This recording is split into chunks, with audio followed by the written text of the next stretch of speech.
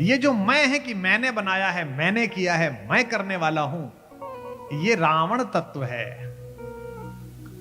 और यह जो मूल है कि होई है वही जो राम रचि राखा, ये राम तत्व है, ये भगवान का रामत्व है जो आपके और हमारे अंदर है। और जगत के कल्याण के लिए अपनी जिह्वा पर सरस्वती को विराजमान करके अपने प्राणों से भी प्रिय राम को वन भेजने वाली कैकेयी जगत की गालियां खा रही है। इस कहानी में अगर कोई शिव है तो कैकेयी है। इस कहानी में अगर कोई कालकूट पीने वाला कंठ है तो वो माता कैकेयी का कंठ है।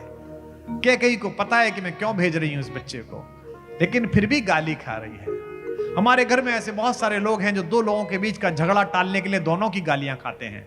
वे सब शंकर के अनुयायी हैं, वे सब शंकर तत्व में, महादेव तत्व है। हम विज्ञान का विरोधी नहीं हूं, मैं विज्ञान का विद्यार्थी रहा हूं, पर हां विज्ञान की सीमाएं कम है। विज्ञान अपनी सीमाएं फैला रहा है। आध्यात्म असीमित है और विज्ञान कितना भी बड़ा हो जाए ईश्वर तक नहीं पहुंचेगा। ज्ञान नहीं पहुंचेगा, भगवान तक पहुंचेगा तो प्रेम पहुंचेगा और भक्ति पहुंचेगी। केवल दो चीजें पहुंचेगी, ज्ञान कभी नहीं पहुंचेगा। आज से 100 साल पहले जब हमारा ब्राह्मण कहता था कि भगवान ने तीर मारा नाभि में, रावण गिरा, हे राम कहता हुआ, तो आकाश में देवता प्रकट हुए और देवताओं ने कहा साधु साधु वीर, हे रघुनाथ आपकी जय हो। स्वयं दशरथ जी भी आए, तही अवसर दशरथ तह आए, उसी समय दशरथ पधारे। तो अंग्रेज कहता था ऐसे कैसे कोई आ सकता है, जब कोई है नहीं तो आकाश में कैसे दिखेगा। और आज महाबलेश्वरम में, गोवा में, शिमला में, इटली में प्रपोज करने के लिए जाते हुए नए जोड़े जब लेजर से अपना 3D अक्स बनवाते हैं और वहां प्रपोजल देते हैं और सामने आप स्वयं उपस्थित हो जाते हैं चित्र के रूप में, तो विज्ञान हार जाता है और अध्यात्म जीत जाता है। यही एक सामान्य। तुम भौमिक इस राम की कहानी को, इस कथा को कथा की तरह मत सुनो कि भगवान क्यों नहीं चाहते थे। वे तो अभिनय में हैं और वे प्रतीक माध्यम से बता रहे हैं। इसीलिए शुरू में ही गोस्वामी जी ने पार्वती जी के विषय में कहवा दिया शंकर जी से कि तुम रघुबीर चरण अनुरागी, तुम राम के चरणों की अनुरागिनी हो, लेकिन कीनो प्रश्न जगत हित लागी, तुम जगत के कल्याण के लिए प्रश्न पूछ रही हो। पता तो तुम्हें है ही। कुछ एक प्रतीक मैं तुम्हें भौमिक बता रहा हूं जिस पर ये तुम्हारे रानीगंज के लोग भी मोहर लगाएंगे। रावण रावण नहीं है, कोई पात्र नहीं है। रावण प्रतीक है, एक सिंबल है। किस बात का? प्रभुता दो प्रकार की होती है, एक अनाचारी और एक सदाचारी। हमारे पुलिस के अधिकारी बैठे हैं, चौराहे पर किसी गुंडे के हाथ में आपको रिवॉल्वर दिख जाए तो आप डर जाते हैं, लेकिन भारी आपत्ति के समय में इनके हाथ में रिवॉल्वर दिख जाए तो आप भरोसे से भर जाते हैं कि आप ठीक हो जाएगा, अब पुलिस के लोग आ गए। यह है शक्ति। अगर अनाचारी के पास है तो जगत के भय का कारण है, और शक्ति अगर सदाचारी के पास है तो जगत की आश्वस्ति का कारण है। परमाणु बम अगर कोरिया के एक जोकर के पास है तो पूरी दुनिया डरी हुई है। हमारे पड़ोसी के पास है तो दुनिया डरी हुई है, लेकिन भारत के पास है तो दुनिया आश्वस्त है कि यह देश कोई गलत काम नहीं करेगा। इसे सदाचार कहते हैं, यह प्रतीक है। रावण ज्ञानी है, बहुत ज्ञानी है, लेकिन ज्ञानी हो जाना सब कुछ नहीं है। ज्ञान का नियंत्रण बहुत आवश्यक है। रावण प्रतीक है अनियंत्रित ज्ञान का, उत्तम कुल में पैदा होने के बाद भी अधम आचरण का। रावण प्रतीक है सिद्धियों के, परम अहंकार का। और उनके विपरीत राम कौन है? परम तेजस्वी होते हुए भी परम विनम्रता के, सबसे हाथ जोड़ने वाले, संतों के, मुनियों के, समाज के, धेनु के हित के संरक्षण करने वाले। इससे क्या तात्पर्य मिला भौमिक? इससे यह मिला कि शक्ति कितनी भी विराट हो जाए, अगर शक्ति के साथ मर्यादा नहीं है तो चाहे रावण हो चाहे हिटलर हो, एक ना एक दिन मारा जाता है और खलनायक कहलाता है।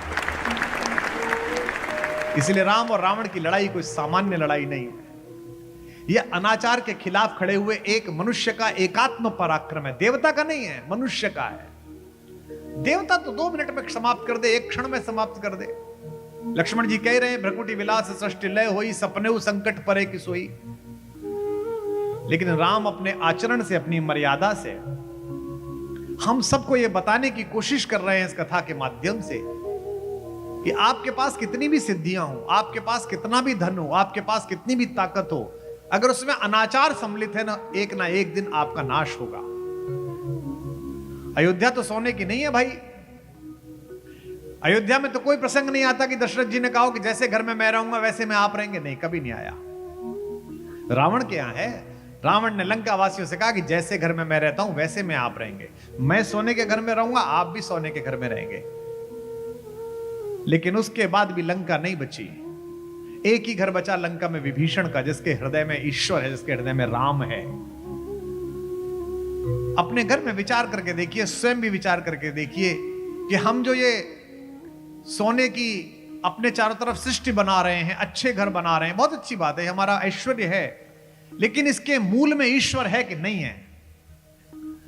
ये जो मैं है कि मैंने बनाया है, मैंने किया है, मैं करने वाला हूं, ये रावण तत्व है।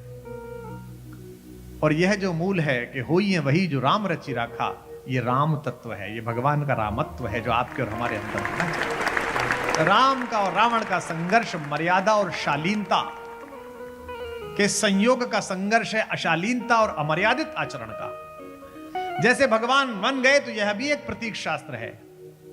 खुशियों के बीच में अचानक दुख आ सकता है, इसके लिए तैयार रहना। अंग्रेजी का एक बहुत बड़ा विद्वान हुआ है शेक्सपियर, उसने कहा है कि happiness is but an episode between the general drama of pain. जीवन दुख का नाटक है, उसमें खुशी का एपिसोड आता है। पर आपकी समस्या यह है कि खुशी के एपिसोड को हम पकड़ के रखना चाहते हैं। आश्चर्य है। और यही कारण है कि इस देश में हम संबंधों को भी टेलर मेड करवा रहे हैं, कस्टमाइज करवा रहे हैं। जिस देश में 7 जन्मों तक साथ निभाने की योजना बनाई जाती थी, वहां 10 में से 6 तलाक हो रहे हैं। और आप उनके कारण देखो तो आप सिर पीट लोगे कि जी ये खर्राटे लेता है, बताइए इस बात पे तलाक हो रहा है। क्योंकि आप दूसरे को टेलर मेड चाहते हो कि जैसा मैं सोचता हूं, जैसा मैं सोचती हूं वैसा होना चाहिए। और प्रकृति टेलर मेड होगी नहीं, प्रकृति जैसी ईश्वर सोचता है वैसी होगी। जिस दिन आप ईश्वर की सोच के अनुसार अपनी सोच मिला लोगे, उस दिन से आपके मन में परमानंद बसना प्रारंभ हो जाएगा, प्रतिपल आनंद बसना शुरू हो जाएगा। नए बच्चे आए हैं, लड़कियां आई हैं, लड़के आए हैं, क्या है एंजाइटी? जो तुम सोचते हो कि ये होना चाहिए और जो ईश्वर ने तय कर रखा है ये होगा, इसके बीच का गैप एंजाइटी है। आप पूरा प्रयास करिए, पूरे मन से काम करिए, होगा तो बहुत अच्छा, ना होगा तो बहुत अच्छा। ना होगा तो उसने तय कर रखा है, असफलता भी ये तय कर रखी है कि होगा। और आप सब इतने महत्वपूर्ण लोग, इतने धनी लोग, इतने अधिकारी लोग, इतने साधु संत लोग, इनसे भी 5 फुट 6 फुट ऊपर बैठकर एक आदमी जो बोल रहा है वो जीवन में असफलता के कई चरण भोग कर आया है। मैंने बहुत सारे चरण असफलता के भोगे और हर बार ये सोचा है कि ये ईश्वर ने दिए तो कुछ बड़ा होगा, और मैं मानकर चला। जब जब असफल हुआ तब तब उससे बेहतर कुछ खड़ा हुआ मुझे मेरा मार्ग में। राम के जीवन में वो तथाकथित असफलता जो एक रात की है, जब मां कहती है कि बेटा क्या हुआ, तो राम कहते हैं कि पिताजी ने मुझे जंगल का राज्य दे दिया। पिता दीन मोई कानन राजू, जही सब भांति मोरे बड़का जू। ये इसी बात का प्रतीक है। भौमिक को मैं यही समझाने का प्रयास कर रहा हूं कि भौमिक, जीवन की खुशियों के एपिसोड इस बड़े नाटक में थोड़े थोड़े आएंगे, उसमें परमानंद लो। अच्छा मुझे बताओ आप लोग, तपती हुई गर्मियों के बाद, बंगाल में तो खूब गर्मी पड़ती है हमारे उत्तर भारत की तरह, खूब गर्मी पड़ रही हो, अचानक जून के पहले दूसरे हफ्ते में बादल घुमड़ आए, हवाएं चलने लगे ठंडी ठंडी, हल्की सी बरसात हो, तो बालकनी पर खड़े होकर आप ये थोड़ी करते हो कि अब ये कितनी देर तक चलेगा, इसे कैद करूं। और 4 घंटे बाद आप रोते भी नहीं हो छाती पीट के कि अरे इतना अच्छा था, ये खत्म क्यों हो गया। आप सिर्फ उसे जीते हो। लेकिन जीवन में आपने सदा देखा होगा, जब भी सुख का समय आता है आप सोचते हो ये कैद कैसे रहेगा। सुख में तू बिल्कुल ना ठहरे, लाख बिठाएं तुझ पर पहरे, दुख में तू बिल्कुल रुक जाए, कैसी उल्टी रीत, समय तू जल्दी जल्दी बीत, समय तू जल्दी जल्दी बीत।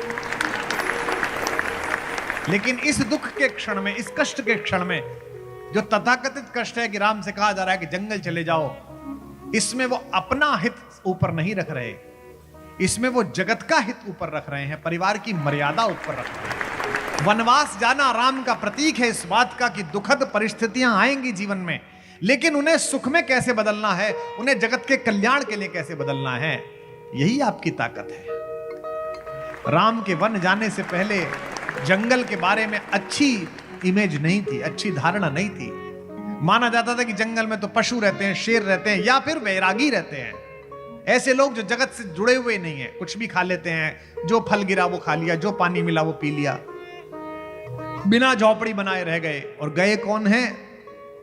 दशरथ के 2 बेटे, त्रैलोक्य के सबसे बड़े राजा के बेटे। और दशरथ भी कोई सामान्य राजा नहीं थे कि ऐसी किसी रियासत के राजा हों।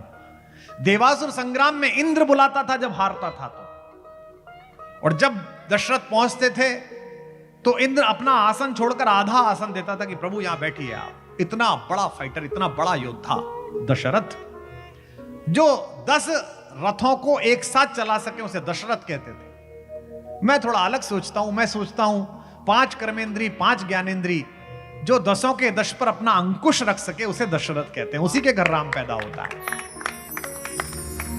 राम के जंगल जाने से पहले जंगल का छवि संसार बहुत गलत था, जंगल की इमेज बहुत गलत थी। राम जंगल गए और राम ने बताया समाज को, तथाकथित सभ्य समाज को, कि तुमसे बेहतर लोग, तुमसे अच्छे लोग उस जंगल में रहते हैं। इस जंगल में निषाद रहता है, इस जंगल में सुग्रीव रहता है, इस जंगल में शबरी रहती है, और जिसका जिक्र कर रहा हूं उसके स्वागत में एक बार जय घोष उठे, इस जंगल में बजरंग बली हनुमान रहते हैं, उनका स्वागत। पूरी अयोध्या रो रही है लेकिन राम प्रसन्न है। बरसात आ गई है अयोध्या में, लोग बरसात का आनंद नहीं ले रहे। महिलाएं कह रही हैं कि ये तो महल में रहते थे, जंगल में कोई झोपड़ी भी मिलेगी कि नहीं मिलेगी। और जगत के कल्याण के लिए अपनी जिह्वा पर सरस्वती को विराजमान करके अपने प्राणों से भी प्रिय राम को वन भेजने वाली कैकेयी जगत की गालियां खा रही है। इस कहानी में अगर कोई शिव है तो कैकेयी है। इस कहानी में अगर कोई कालकूट पीने वाला कंठ है तो वो माता कैकेयी का कंठ है। कैकेयी को पता है कि मैं क्यों भेज रही हूं इस बच्चे को, लेकिन फिर भी गाली खा रही है। हमारे घर में ऐसे बहुत सारे लोग हैं जो 2 लोगों के बीच का झगड़ा टालने के लिए दोनों की गालियां खाते हैं। वे सब शंकर के अनुयायी हैं, वे सब शंकर तत्व है, महादेव तत्व है। हम छोटे थे तो हमारी माँ, हमारी बुआ चौमासे के टाइम में, चातुर्मास के टाइम में, बरसात के टाइम में ढोलक लेके गाने जो गाती थी, जो भजन गाती थी, उसमें खूब कैकेयी को गाली पड़ती थी। और हम भी ये सोचते थे कि कैकेयी कितनी दुष्ट है कि राम को वन भेज दिया। लेकिन मैंने कल भी निवेदन किया कि राम अगर वन न जाते तो अयोध्या को राजा तो मिलता, लेकिन हमको हमारा भगवान न मिलता, हमको मर्यादा पुरुषोत्तम न मिलते। ओ मैया तेने, हमारी मां गाती थी, ओ मैया तेने काठानी मन में, राम सिया भेज देरी वन में। ओ मैया तेने काठानी मन में, राम सिया भेज देरी वन में। कैकेयी तेने काठानी मन में, राम सिया भेज देरी वन में। माई रीत ने तालियां मन में, राम सिया भेज देरी वन में। हठीली तने काठानी मन में, राम सिया भेज देरी वन में। पूरी प्रकृति में अकेली कैकेयी है जिसने जगत के कल्याण के लिए अपना बेटा दे दिया है, दोनों बेटे दे दिए। ओ मैया तेने काठानी मन में, राम सिया भेज देरी वन में। यद्यपि भरत तेरो ही जायो, यद्यपि भरत तेरो ही जायो, तेरी करनी देख ल जायो, तेरी करनी देख ल जायो। यद्यपि भरत तेरो ही जायो, यद्यपि भरत तेरो ही जायो, करनी देख ल जायो तेरी अपना पद तेने आप गवायो, अपना पद तेने आप गवायो, भरत की नजरन में राम सिया भेज दई वन में, माई रीत ने पाठानी वन में, राम सिया भेज दई वन में, कठोरी तेने पाठानी वन में, राम सिया भेज दई वन में। पूरी अयोध्या रो रही है कि महलों में रहने वाले इस चौमासे में कैसे जी रहे होंगे। मिथिला की राजकुमारी तो इतनी कोमल है कि कैसे पानी में किसी पेड़ के नीचे, किसी वृक्ष के नीचे खड़ी होगी। महल छोड़ वहां नहीं रे मढ़ैया, महल छोड़ वहां नहीं रे बढ़ैया, सिय सुकुमारी संग दो भैया, सिया सुकुमारी संग दो भैया, महल छोड़ वहां नहीं रे मंडैया, महल छोड़ वहां नहीं रे बढ़ैया, सिय सुकुमारी संग दो भैया, सिया सुकुमारी संग दो भैया, काहू बिछतर भीजत होंगे, काहू बिछतर भीजत होंगे, तीनों मेहन में राम सिया भेज दई वन में, ओ रानी तने पाठानी वन में, राम सिया भेज दई वन में, के कई तने सबकी तालियां, पाठानी वन में, राम सिया भेज दई वन में, राम सिया भेज दई वन में। जो षड्यंत्र करता है, षड्यंत्र अंततः उसे खा जाता है। जो भी षड्यंत्र करेगा घर में, समझ लेना अंत में षड्यंत्र का वही शिकार बनेगा।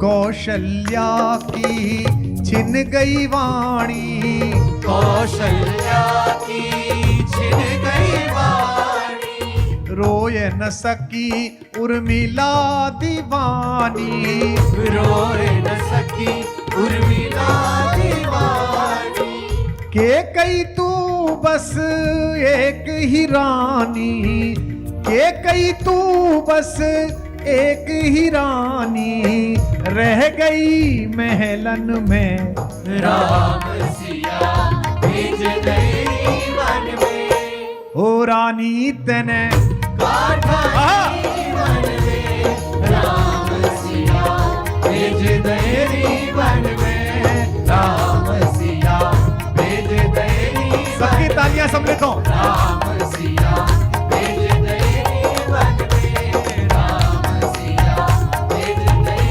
वन में। बोलो केकई महारानी की। जगत के कल्याण के लिए। तो भौमिक ने पूछा कि भगवान तो मार सकते थे रे, भगवान तो छोड़ो। उनके छोटे भाई, आध्यात्म रामायण में एक श्लोक आता है, कवि कहता है कि लक्ष्मण अपने उल्टे पैर के अंगूठे से धनुष की प्रत्यंचा खींच के रावण को मार सकते हैं, लेकिन उसके बाद भी इतना कथाक्रम बना। आप सबको 3 घंटे की फिल्म देखते समय पता चलता है, पता होता है आपको कि ये जो विलेन बन के आया ये लास्ट में मरेगा, और ये जो लड़का पिट रहा है 2.5 घंटे तक ये आखिर में जीतेगा। आपको सबको पता होता है। अभी तो एक ही पार्ट रिलीज हुआ है, मार्च में दूसरा होगा, उसका पता है। उसमें भी 2-3 जो लिखे हुए वो बड़े साहब जो गए हैं बंबई से भाग के, वो भी जाएंगे ही, है ना।